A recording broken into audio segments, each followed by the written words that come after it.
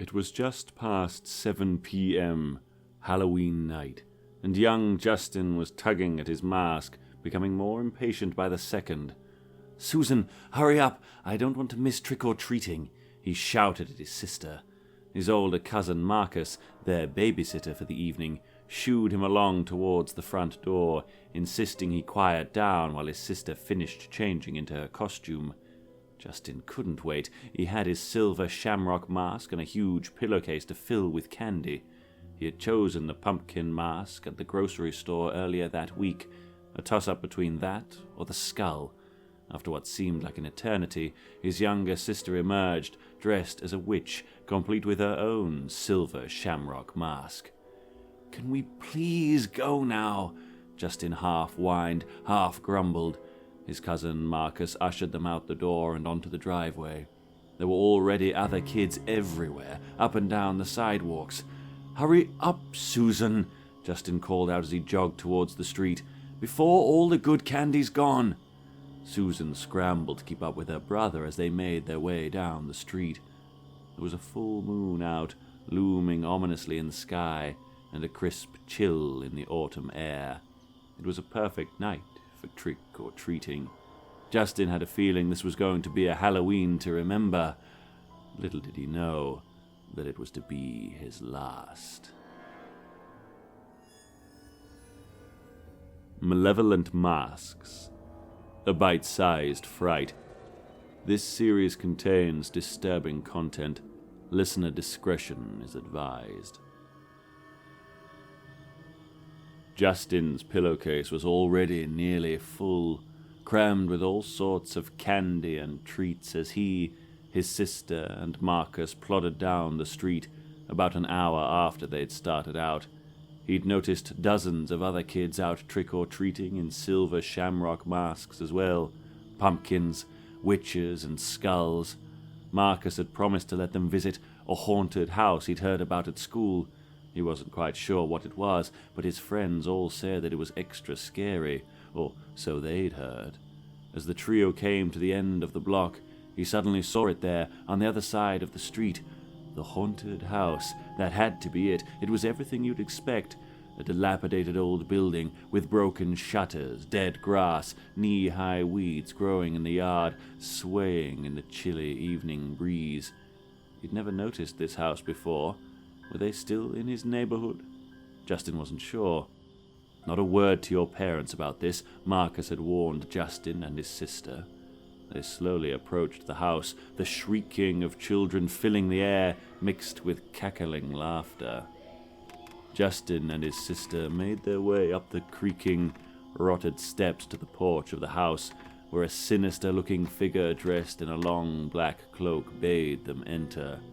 Justin looked back hesitantly as they entered the house. No sign of Marcus. It seemed that he was going to let them go in by themselves after all. Justin felt his sister reach out to clutch his hand as they stepped into the foyer of the house. Justin could feel her small hand trembling. "It'll be okay, Susan," he whispered. The grandfather clock somewhere in the house chimed a dissonant tone, and scattered footsteps thumped throughout the house around them. As they passed through an entryway into some sort of living room, Justin felt huge, sticky cobwebs draping down, clinging to his shoulders as they walked. "Ugh, yuck," he said aloud. He wasn't sure if they were real, but they looked real, and Justin hated spiders. They circled around the living room and came upon an accent table with an ornate bowl set out on it. Inside the bowl were round, squishy spheres floating in some sort of gelatinous goo. Next to the bowl was a crudely drawn sign. "Fresh eyeballs. Help yourself." "Gross," Justin muttered as he heard his sister giggle behind him. "Come on, Susan," he said as they left the room. The pair passed through a shadowy corridor with alcoves on either side. A dark figure sat in a rocking chair in one of the alcoves, covered in bandages, rocking back and forth slowly, the rickety chair creaking with each movement.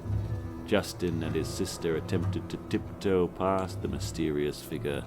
Whatever it was groaned and lurched towards them as they passed, causing his sister to shriek as they broke into a run, hurrying down the passageway. Justin felt a cold sweat breaking out on his forehead underneath the pungent rubber mask he was wearing. Reaching the end of the corridor, in front of them was an imposing, winding staircase. No one had ever made it to the top floor of the house. At least, that's what his friends at school had said. Justin gulped as they approached the stairs. The wood creaked and groaned beneath their feet as they slowly climbed the stairs one at a time. Justin wondered if the steps might just give way underneath them. Maybe that was why no one had reached the top floor of the old, decrepit house. As they rounded the first corner of the stairs, Justin thought that he saw a shadow in the corner of his eye, but when he glanced sideways quickly, he saw nothing there. Probably just his imagination playing tricks on him. A split second later, a young boy barreled down the stairs next to them, heading for the door, bleating and screaming bloody murder and nearly knocking Justin and his sister right over. "Watch it!" Justin yelled after him. Whatever had scared that kid must have gotten him good, he thought to himself. Justin steadied himself and gripped his sister's hand. "Hang on to me, Susan," he whispered as they climbed the squeaking steps. As they finally arrived at the end of the stairs, they came to a long, dimly lit hallway. Justin wiped his sweaty hands on his pants and took his sister's hand back in his. This is it, he thought, the top floor. Pale orange light from sconces along the walls glowed and flickered faintly, barely lighting the path in front of them. Justin and Susan crept down the hallway, unsure of what awaited them at the end. They were almost there. Justin wondered if they'd win a prize of some sort for reaching the top floor of this spooky old house. They passed door after door. Justin's eyes swept back and forth from left to right as he braced himself for someone or something to leap out at them. As they neared what he thought was the end of the hallway, they paused. Something was odd about the floor. It seemed to be moving. Justin peered down through the eye holes of his mask. Snakes. Dozens of them squirming beneath their feet. He let out a startled shout and grabbed his sister's hand, yanking her backwards as he staggered and stumbled away from the writhing mass of reptiles. "Susan, come on, let's get out of here," Justin cried out. As they turned, a pale, ghastly vision appeared at the end of the hallway, hanging in the air, then suddenly moving towards them. It was semi-opaque, with a grey-greenish tint, and grotesque. Multiple gaping mouths with jagged, misshapen teeth dotted the entity, and leering, sunken eyes of all shapes and sizes burned with an otherworldly glow. Stricken with panic and unable to scream, Justin and Susan turned and ran as fast as they could down the hallway, but it seemed to stretch on forever, almost closing in on them as they ran. The phantasm behind them drew ever closer, and a guttural voice called out, "Tasty morsels! I'll split your head open and suck out your brains!" Susan cried out, and Justin gripped her hand tighter. "Keep running," Justin called out to her. They finally reached the end of the hallway and tumbled onto the stairs, hurrying down them recklessly, banging into the walls as they rounded the corners and made their way downstairs. Justin caught his foot on the second-to-last step as they reached the bottom of the stairs and crashed down onto the floor, sprawling out as his sister landed with a thud on top of him. He felt the wind go out of him with a wheeze, and then, in an instant, they were back outside on the porch. What had just happened? How did they get outside? Justin checked to make sure he hadn't wet himself. "Sorry, buddy. I guess the haunted house must be closed this year," Marcus said with a huff. "Guess we came all this way for nothing." Justin was bewildered. His sister didn't say a word. Had they imagined the whole thing? Maybe this haunted house was an elaborate prank, he thought. The kids go in, get scared to death, then the adults pretend it never happened. Regardless, Justin would have one hell of a story for his classmates at school. Suddenly, he remembered to check his watch. Nearly 9 o'clock. It was almost time for the big giveaway. "Marcus, we've got to go. We'll miss the big giveaway on TV," Justin shouted. All right. Let's get going," Marcus replied. They hurried back through the neighborhood and arrived back at their house without a minute to spare. Justin and Susan raced to the den, switching on the TV, and plopped down on the carpet in front of it. It's time, kids. Time for the big giveaway. Gather round your TV sets and put on your masks, a voice called out from the TV. A glowing orange jack-o'-lantern appeared on the screen, pulsating as hypnotic music began to play.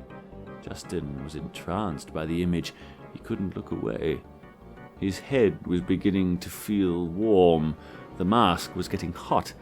He pulled at it, but it wouldn't come off.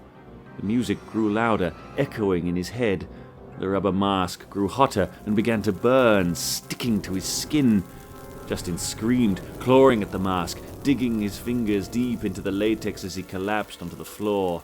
Snakes, worms, maggots, and slimy, vile creatures oozed out of his mouth and nose as he writhed on the floor, pouring out of the holes in the mask as he clutched and grasped at his head to no avail. Out of the corner of his eye he spotted his sister, Susan, pulling and tugging uselessly at her witch mask, the smell of burning rubber heavy in the air as she fell backwards onto their parents' couch. Oh my God, Justin thought he heard Marcus cry out. Jesus Christ, what is this?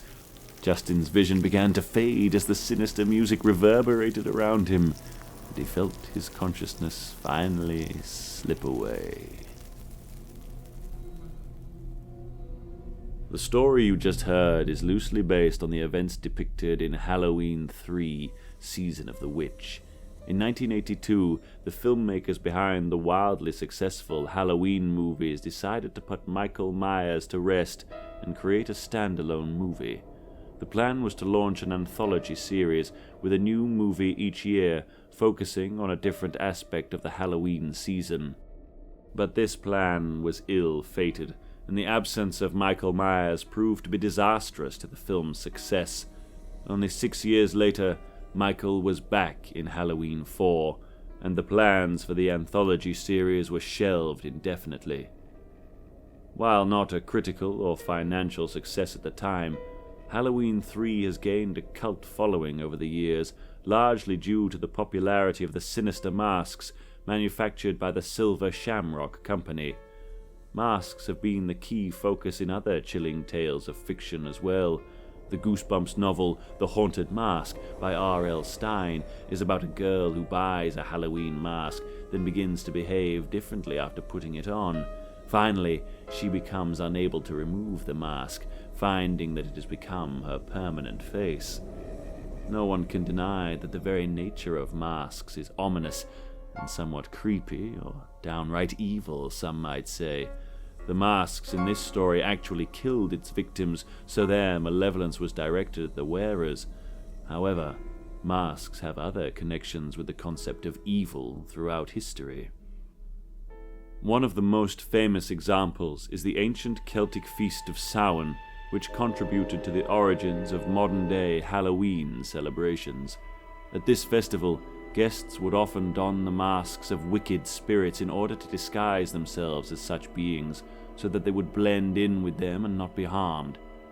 This was considered particularly important because during Samhain, the veil between the world of the living and the world of the dead was believed to be at its thinnest, meaning one would expect many spirits indeed to be roaming the earthly plane. This is not the only early example of masks being connected to otherworldly spirits.